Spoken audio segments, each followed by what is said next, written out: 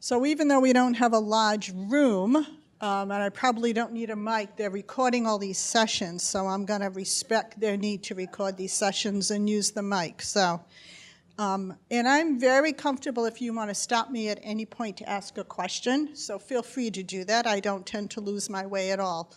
So, oops, but I can actually just turn it off. Okay, let's see here. So let me be really clear so that I report that I have no conflicts of interest to disclose. I'm not being paid for this. I'm not aware of any that I have perceived are real. This program has been approved for contact hour for those of you that are clinicians that need them. So please make sure you signed up at the front and do the evaluation so you can get your contact hours afterwards. Yes? Can you all hear her? Do you want to move closer? Do you want us closer? If they're comfortable, I'm comfortable. Thank you. So I told her I would spare her from doing an introduction for me. So I'm Esther. It's a pleasure to have you all here.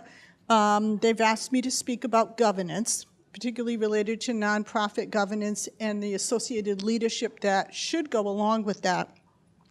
And I'll leave it to you at the end to decide whether or not your organization and your leadership is actually up to the challenge.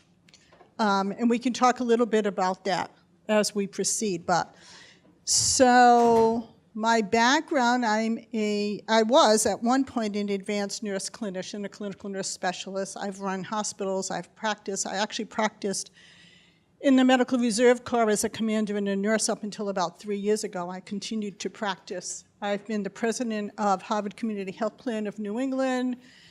I was the chief operating officer for NCQA for 13 years in Washington, and I still work in Washington, but I now have the privilege of being on the faculty for George Washington University for the School of Nursing, and I have an appointment in the School of Medicine. None of that actually makes me qualified to do this talk. What does, though, is the fact that I am now on the third board as a member of the board of directors, so I am a member of the VNAA board of directors. I am also a member of the Care New England Healthcare System Board of Directors and have been for, this is probably year 5. And before that, I had the tremendous privilege of being a member of the Board of Directors for the Urban League of Rhode Island by request of the Urban League. I also have a private consulting business, which I actually try not to do a lot of consulting, but when I do, it is for boards, to help boards, particularly nonprofit boards. So just to give you a little bit of, I would say that gives me a little bit of experience in this area. The other thing that I had the privilege of going through was when I joined NCQA as their first ever COO and was recruited to come to Washington, the president of NCQA, Peggy O'Kane, decided it was time after the organization was 10 years old to do a real governance transformation, and she asked me to join her in that journey. And we were privileged to be able to have Ira Milstein out in New York City, who's one of the reputable governance experts in the country, take us under his wing for a year, and he worked with us directly. So I learned an awful amount about governance, good governance and leadership associated with that from someone who actually is a master at it. So learning objectives, a couple of them I just want to highlight because you can certainly read. But I'm going to share with you what's considered governance best practices, and a lot of it has to do with leadership's responsibility to support a board also. So it's not just the board itself, but what are best practices associated with leadership competencies as well as the board's competencies.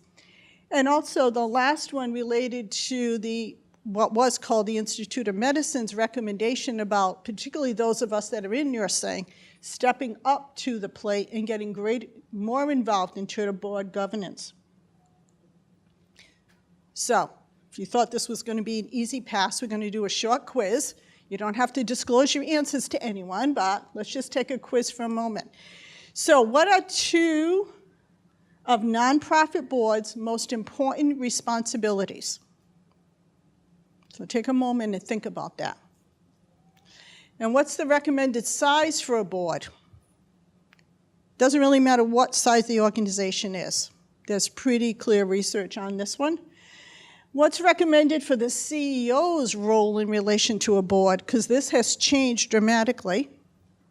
And what's the two major legal risks that your board and the individual board members have, which means your responsibility as a leader to support them also. And what are the greatest challenges facing nonprofit boards today?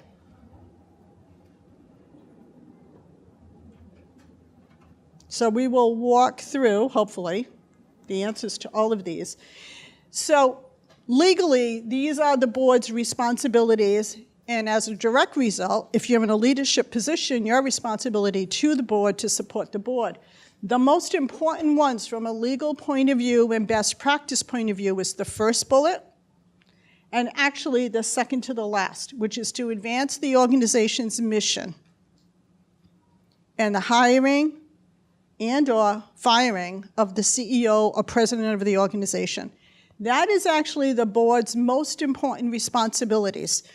Boards love to get involved in many other activities, and boards can easily micromanage what should be leadership's responsibility versus the board's. The board's legal responsibility are those two bullets. The boards can be valuable in supporting strategic planning on behalf of the organization, but in connection with senior leadership, clearly not in lieu of it. I think I'm standing in your way. I apologize. You okay?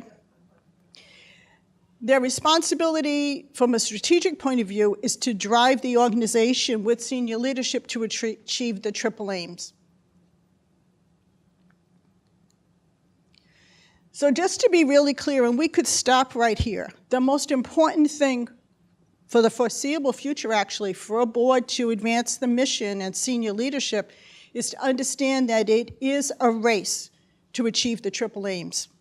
And I think our speakers have done a really good job about helping us all understand that we will only survive as organizations, whether you're a hospice, home health hospice, acute care facility, it really doesn't matter. If you're in healthcare, you are only going to survive in this value-based purchasing world if you can demonstrate quantitatively that you've achieved the triple aims.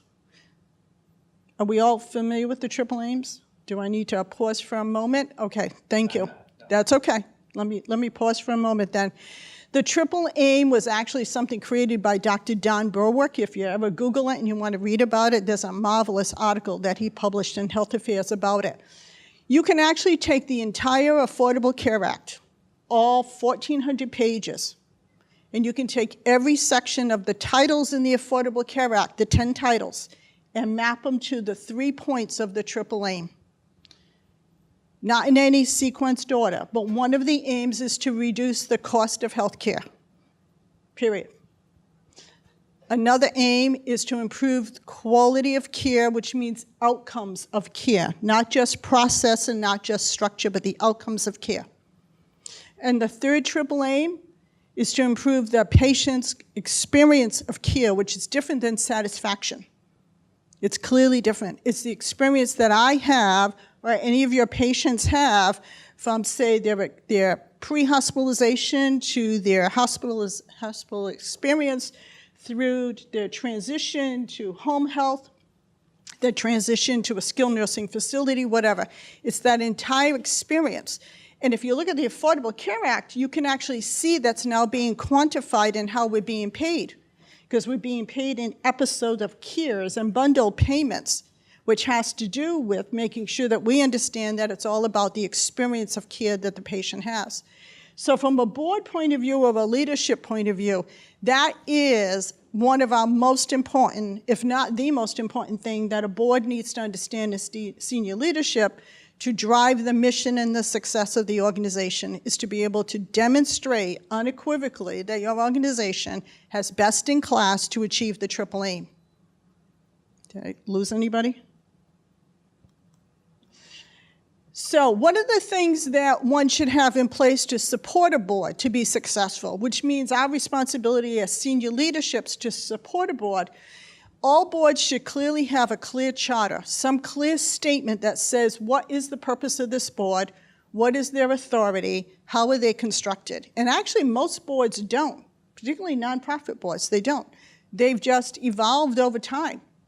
And they actually never go back to some of these founding documents. The board should be composed based on what's a set of strategic competencies that are needed to be a board. And I'll walk through that in a minute. Best research suggests that a board should never be more than 10 to 15 individuals. You cannot have an open, frank dialogue, deliberation, negotiation, discussion to make decisions related to supporting the mission of the organization if you're greater than 10 to 15.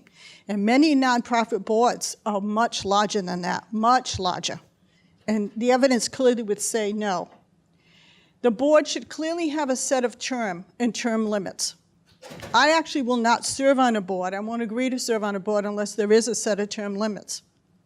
Because it's one way to refresh the board, to bring in new ideas. It's one way to make sure that the organization doesn't get imprinted by what I think personally or any personal board member thinks. There should clearly be a set of term limits related, and the board should have a clear set of committees with charters.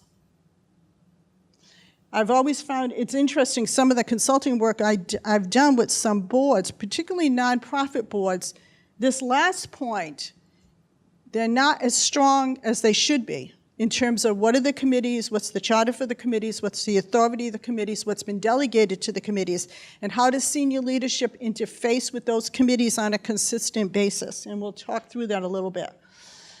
So let me jump to a competency matrix. Do any of your organizations use a competency matrix, do you know, for your board? Yours does? Excellent. Does that mean the others, yours does also? Okay. So a competency matrix is how you really do avoid a board becoming a club, if you will, forgive me, a board becoming a group of individuals who really do care a great deal but don't have necessarily the knowledge, experience, and competency to help senior leadership to advance the mission. So I just created a mock one. So if we were running a home health agency, we would identify the competencies that the board needs to achieve the mission of the organization for, say, the next 3 to 4 years. Because the competency matrix should change over time.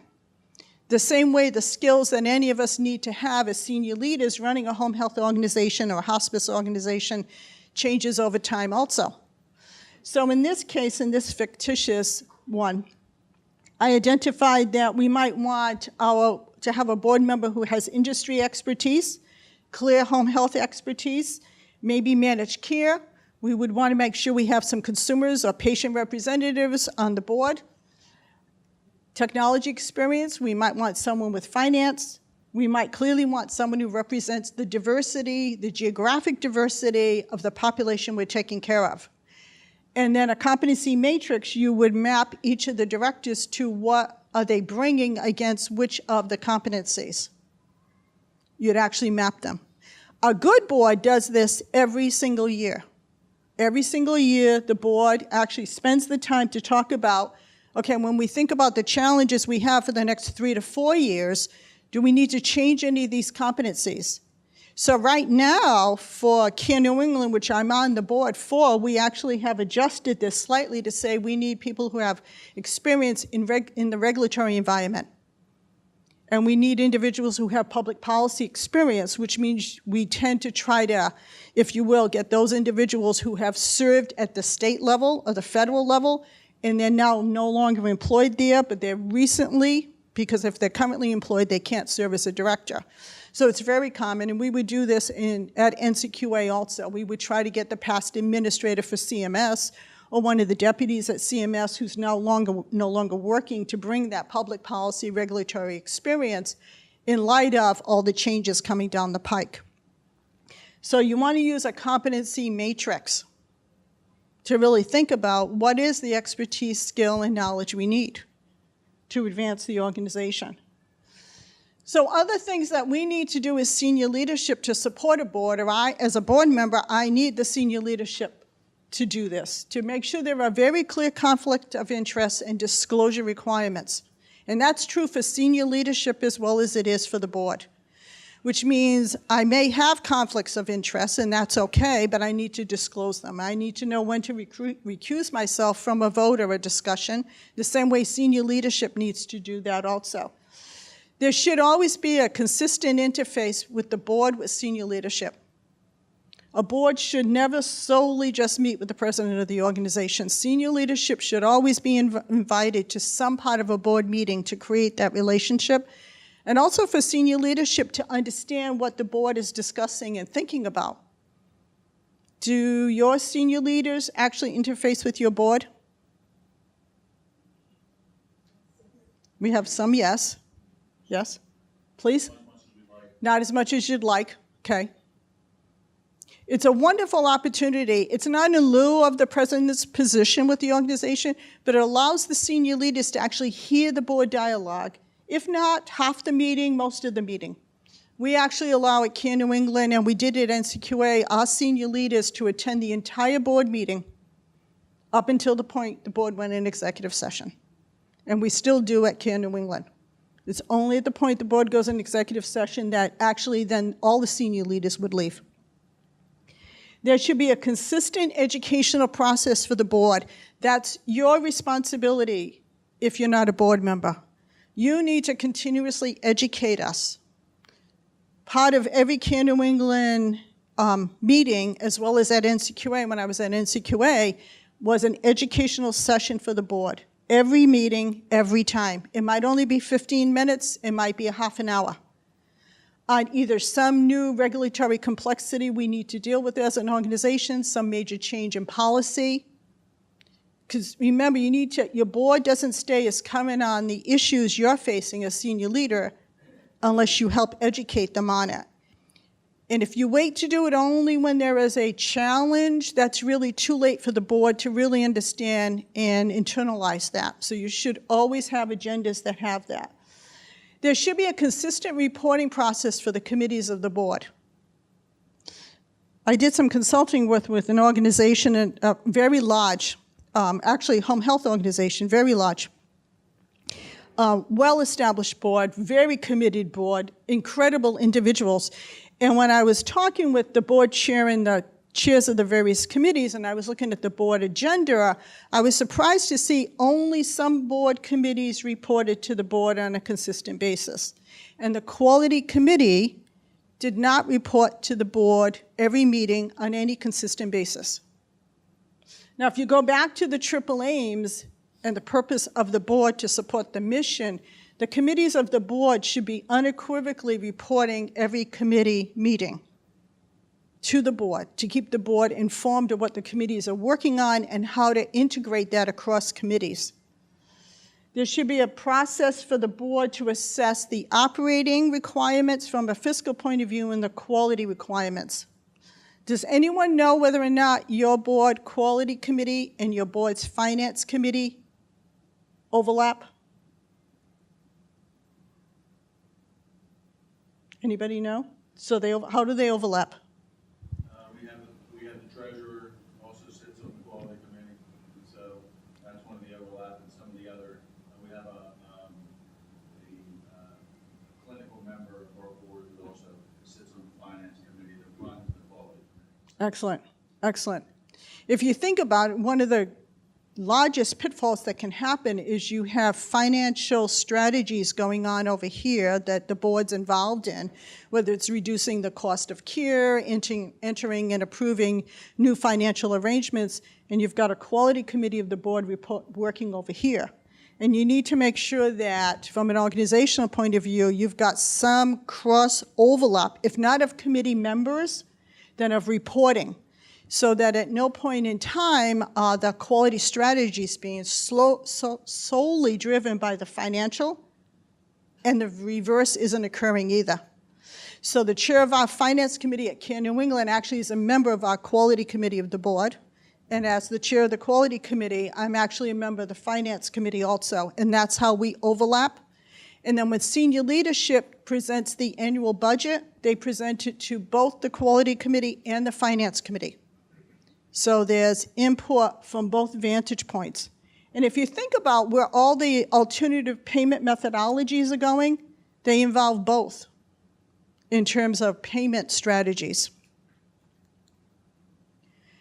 The board should be using what's referred to as big dots. Anyone familiar with big dots as a term? So Dr. Don Berwick when he was at IHI, the Institute for Healthcare Improvement, and then when he went to Medicare to be the deputy administrator, recommended and actually published an article saying that boards should be involved in looking at data on a monthly basis or quarterly, whenever they meet, that senior leadership has developed and they have approved on what's called the big dots. We shouldn't be involved in looking at low-level data, but data should be rolled up, so we're looking at high-level data, what's called the big dots, that we can monitor performance. So I shouldn't be looking at, or any board member, the number of diabetics and their hemoglobin A1Cs that are done every 3 months, and et cetera. But some population statistic that rolls up to a board level that I can actually look at how well we're taking care of a population of patients that might be involved in one of the alternative quality payment models that exists that we're under contractually, either because we're in ACO or with Blue Cross Blue Shield or with United. So senior leadership really should be developing, you should be developing what's called the balanced scorecard for your board to be able to monitor at a high level what's occurring on a quarterly basis. There should be an evaluation process for any new clinical service that's developed. So when you present to the board, or the board's approving a brand new cardiovascular service for an organization, or a brand new hospice line, business line, or going into the private duty pay, there should, from the beginning, for the board to understand what are the quality metrics that go along with that also. And the board should have a consistent evaluation process for how they evaluate their performance. Do you know whether your board has a consistent evaluation process for how it monitors itself? Does anybody know?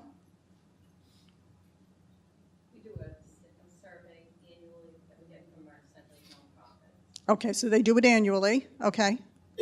Anybody else know? So the best evidence says that as a board, we should be evaluating our performance after every single meeting. Every single meeting, there should be some small, you can do it with a Survey Monkey or something like that, where we evaluate our performance as a board. And it should actually have input from whoever the senior leadership is also. So we talked about the risks. So the greatest risk for a board, and if any of you, do any of you serve on a board? So you serve on a board, 2. We have 2, okay, 3. So we have 3 who serve on a board.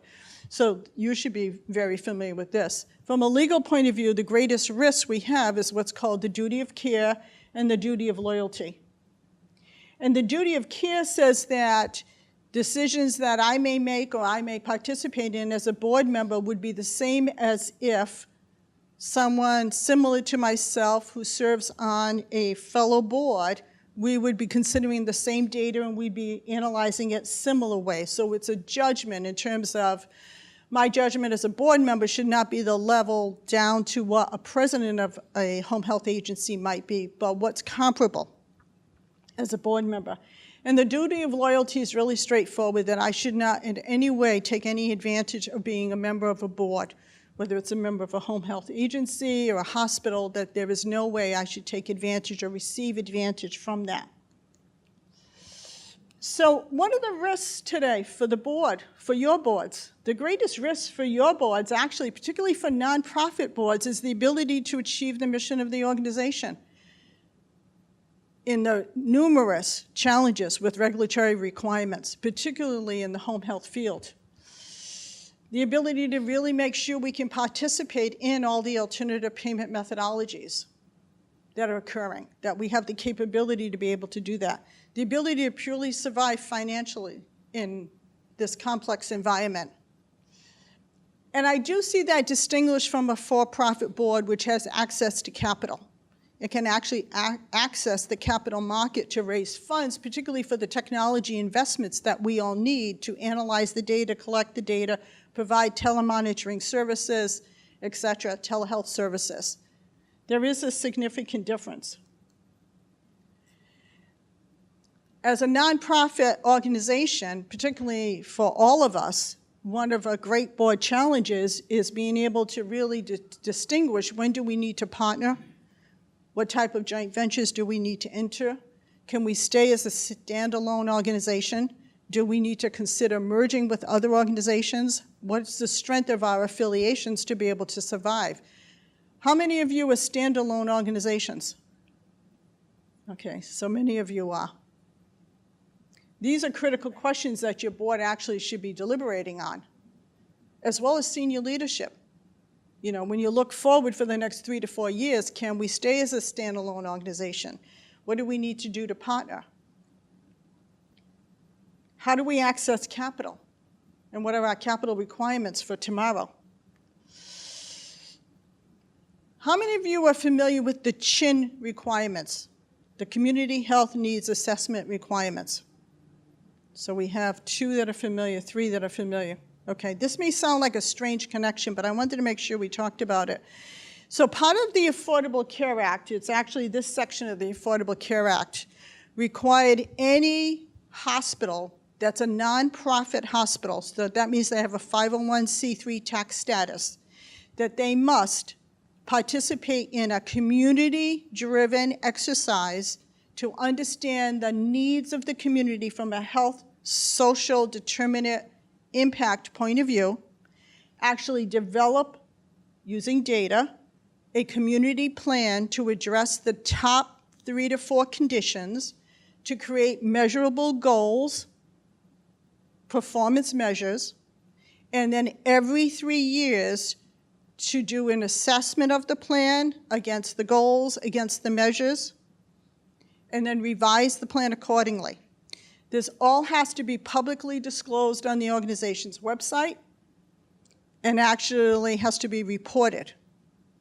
And there are significant financial penalties associated with failure to do this, as well as the potential, because it's connected with the IRS, to have one's tax-exempt status at risk. So now, the reason I raise this is as a home health organization or a hospice organization or one that has both, if you have nonprofit hospitals in your service area, you should be very much aware of what their community needs health assessment report is and how you can be involved in it. Most of them have significant committees that they develop to actually work on the various plans. It's a wonderful way to begin to make connections with the acute care facilities, address issues of continuity of care, transitions of care, and assure, if you will, to a greater degree, referral sources. Are any of you involved in any of the CHIN activities? So you are, okay. What specifically? On when they do their planning and organizing, when they determine what their needs and assessments are. So on the front end? From the front end. Okay, how about in the 3 years in between? I was in our local hospital, no real activity. Okay. We have, it's kind of an interesting thing, we have a tax industry that supports the variety of activities, and they tend to act as the ongoing instrument, and they use their assessment, their participation in their monitoring of the plan and allocations of funding on a yearly basis. Okay. So we participate. And you participate in that, okay. We have our visiting nurse service involved leadership, and some of the quality leaders of that actually involved in some of the CHIN community work groups, working on various population health issues associated with it. So if you're not familiar with the CHIN, at a minimum, you should go to the website of the hospitals in your catchment area and actually read the CHIN reports, because you'll gain a lot of valuable information about their perspective in terms of what they're seeing as the major health issues for the population, that they're now responsible to report successful programs to improve them to the IRS over the 3-year period, and it potentially is a business opportunity for every one of you. So I wanted to make sure we just spent a few minutes on that. As a board, so the responsibility as a board member is to make sure that, of course, the CHIN report is done, is worked on. We get semi-annual updates on the CHIN report for the state of Rhode Island, our involvement. And the chin report is actually supposed to be approved by the board initially, and then when it's revised. So how do you know if you have a high-performing board? You know, clearly, and we've talked about this, but clearly one of the most important things is that your board is forward-looking, that it's actually looking at what the strategies are to achieve the mission over the next 2 or 3 years.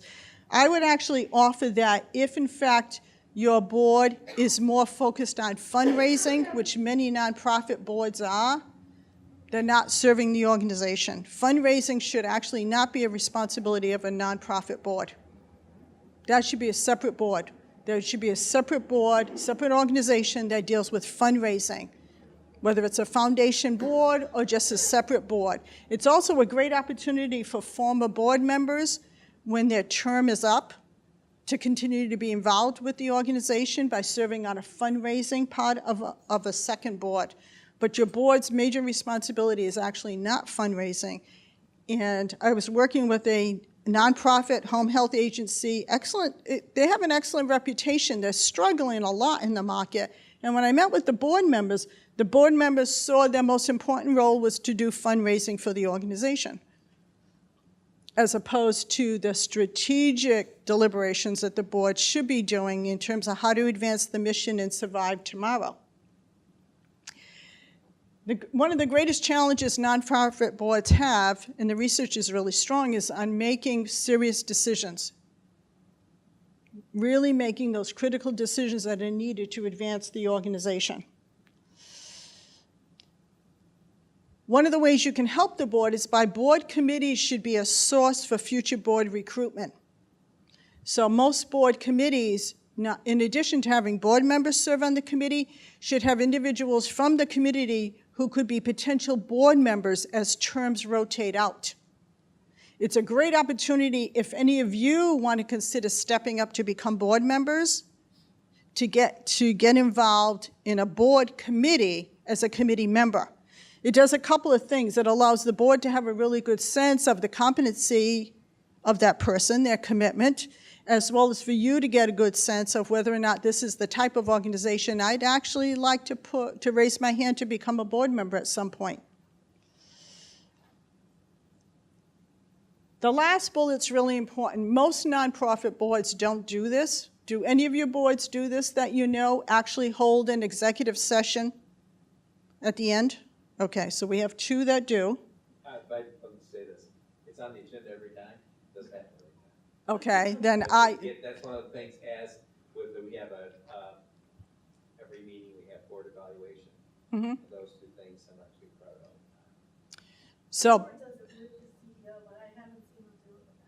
So best practice is that there is an executive session every time, without fail, at the end of a board meeting. It might last 2 minutes, it might last 20, and it occurs with the president and it occurs without the president. So if senior leadership's been present for most of the meeting, senior leadership would leave, the CFO would leave, the treasurer, maybe the chief nursing officer leaves. There's an executive session with the board, and then the president leaves, and there's an executive session with just the board. Now, the caveat to that is, as a board, the board should always then afterwards debrief whoever the president is or the senior leadership about what they talked about. There should always be a debrief. This is not a time for secrets. This is a time for the board to share and talk about what they thought went well in the meeting, what they thought they could improve on their own performance, their own discussion, were there difficult decisions we should have made in this meeting and we didn't make in this meeting, and why did we not? And there should always then be a debrief afterwards. So it doesn't feel like it's a secret behind closed doors. The 13 years I was at NCQA, after the initial executive session was always with myself, the COO, and the CEO for the organization with the board, so all senior leadership would leave. Then we would leave, but we would stay in the anteroom, and then the chair of the board would debrief with us afterwards about the highlights of what the board talked about. And it felt really comfortable. And you learn a lot through that process. And it gives the board comfort also in terms of being open and sharing anything that they felt went well or didn't go well during the meeting. And most nonprofits struggle with this. They don't do this. You ready for another quiz? Did you pass the first quiz? So let's do another quiz. So what are 2 strategies to support your board in transforming to a high-performing board? If, in fact, your current board does some of these things but doesn't do all of these things and doesn't do them consistently, or your board functions more as a fundraising board. And what are the 2 significant strategic questions that nonprofit boards should be facing now? And how do you prepare yourself for board service?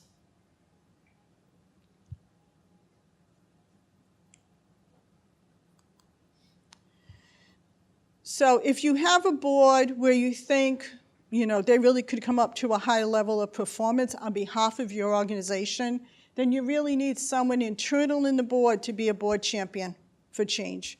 You can't do it solely from your position, regardless of what the title is with your name. You need a board member who themselves will be a champion for change. Depending on what type of board you have, you may want to bring in some type of governance expert to actually educate the board on best practices, help them understand where they're at, where they need to go. There needs to be a really good transition plan for a board, particularly for nonprofits. Most nonprofits have board members that have been on the board for 10 years, 15 years. The last one I worked with, the average length of time for the board was 20 to 25 years they had been on the board. And that's not unusual for nonprofits. So if all of a sudden you want to do a real transformation for the board, you need to actually have a good transition plan. So how are you going to continue to honor those board members that have supported your organization for 15 years, 10 years? And that's when you can get into emeritus status. You can create a fundraising board. They can chair committees but come off the board. So you need to have a really good transition plan for how you're going to do that. So the Institute of Medicine, how many nurses are in the room? Okay, most. So my comments are specific to nursing, but I actually would say that the suggestions are ubiquitous in terms of anyone who wants to think about going on board service. But the Institute of Medicine, when it was called the Institute of Medicine, created this significant document called The Future of Nursing. And it has 4 big recommendations in it. And one of the recommendations is to try to get more nurses to be comfortable to step up to serve on boards, particularly nonprofit boards, but also for-profit boards, but nonprofit boards. So whether or not you're a nurse or not, you should really think about board service. Board service is very, very different than anything I've ever done. And the perspective that's very different is if you're president of your organization or your general counsel or your CFO, you have a fair amount of authority within your position to decide certain things, to do certain things. When you're a board member, you actually have no authority as a board member. You have no legal authority. The board does. The collective board has the authority. The individual board members do not. So when you become a board member, it's a wonderful way of seeing how collaborative you can be, how much of a team player you can be, how you can really support your fellow board members to get to yes when there's contentious issues. It's a very different position to be in than being a solo contributor. So a couple of things to think about in terms of stepping up to become a board member. Consider serving on committees first. Within your community, with the hospitals and your agencies, as a way to begin to introduce yourself to the organization. There's also, you can always ask for informational board interviews. A lot of organizations will do that. It's an informational interview to get a sense of what might be required of a board member. Is there any possibility I could become a board member? And if you're really interested in becoming a board member, you should actually think about getting some formal training or education on what it means to be a board member.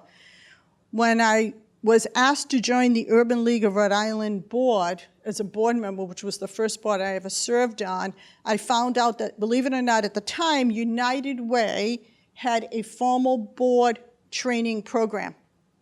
They don't do it anymore, but others do.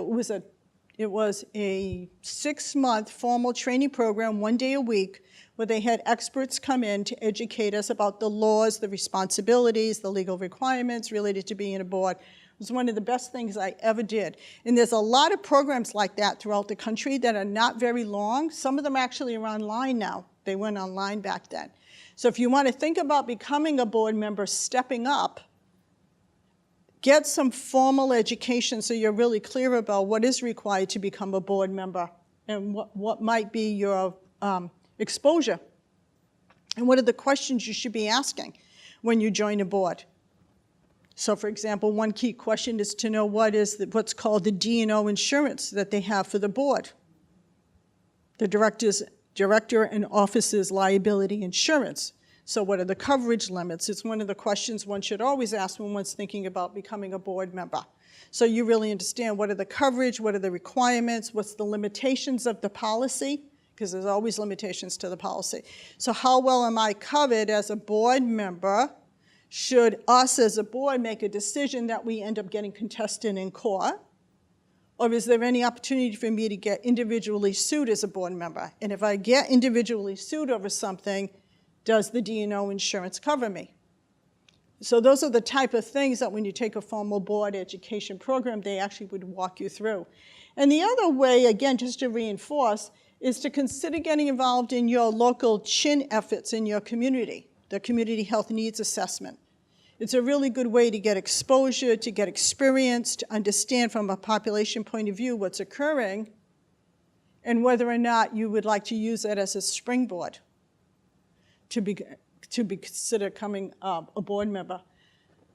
Now, this is all about nonprofits. If one wants to consider for-profit service, which can be very financially beneficial, one would really need to consider formal education related to that, because the laws and the rules and the regulations are much different if you're serving on for-profit, publicly traded boards, and they're all primarily driven through the Sarbanes-Oxley law that was passed after Enron, and the requirements and the legal exposure to being sued as an individual director are much greater if you're serving on a for-profit board.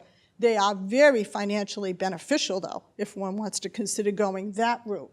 So because this is nonprofit, we're all nonprofit, I didn't focus on that, but I just want to make sure I put that point there, that if you want to think about becoming a member for a for-profit, publicly traded board, you certainly can, but then make sure that you have significant support to get educated on what the rules, regulations are, and I would really want to see the D&O insurance on that one, and I'd want to read the D&O insurance policy on that one to get involved in board service. But board service for profit, publicly traded can be, I have a good colleague, that's her full-time job.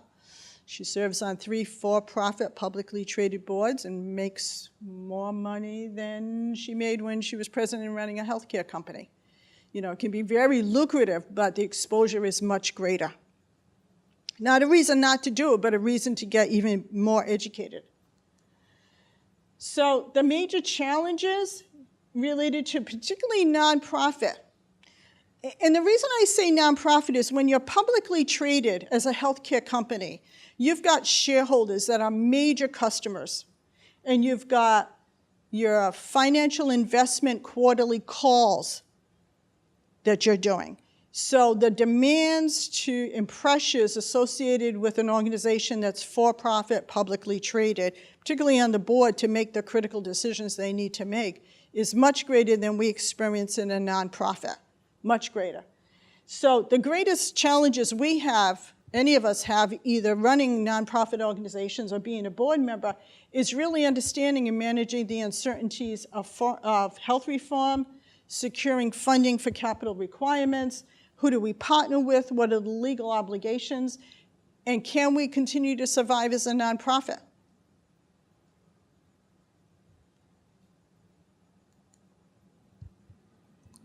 And with that, let me see, we are 10 minutes ahead of time. Questions? Comments? Thoughts? Please.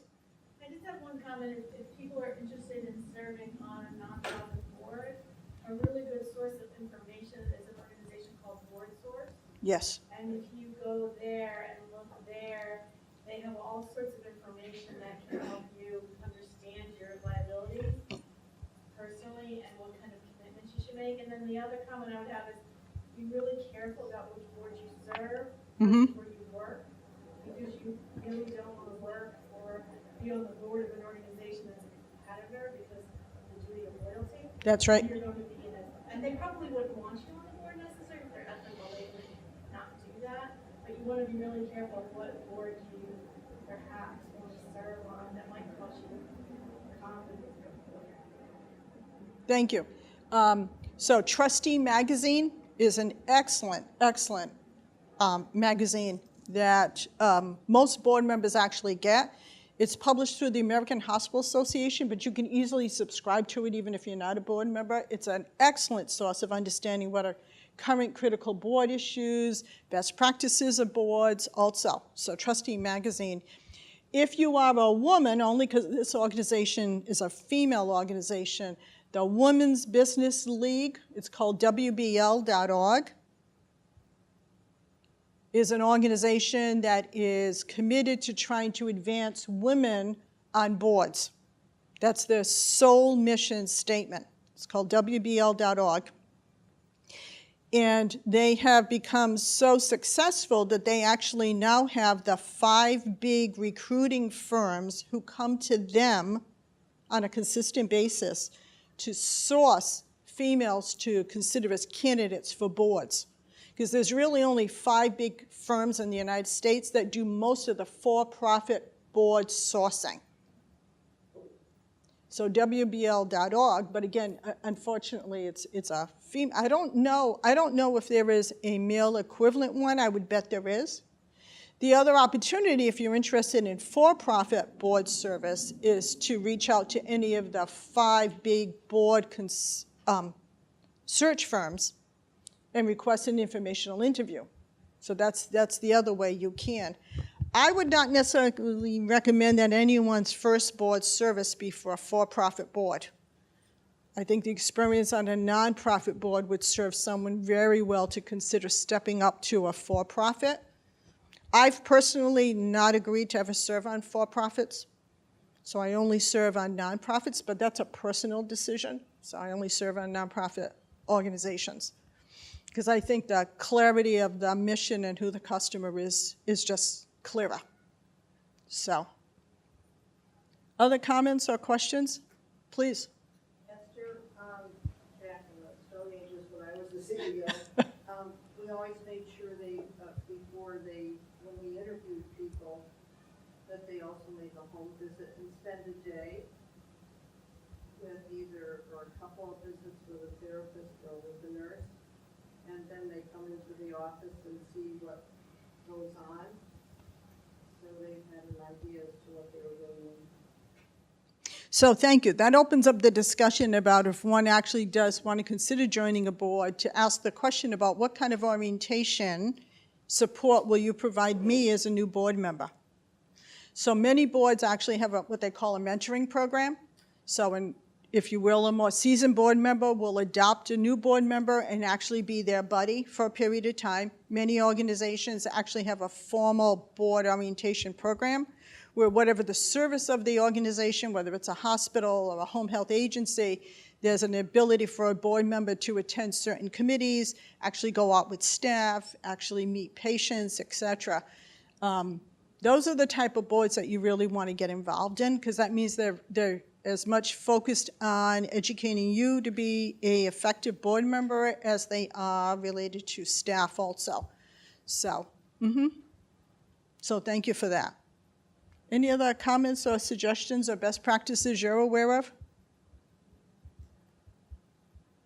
So how many of you are going to seek a board position in the course of your career?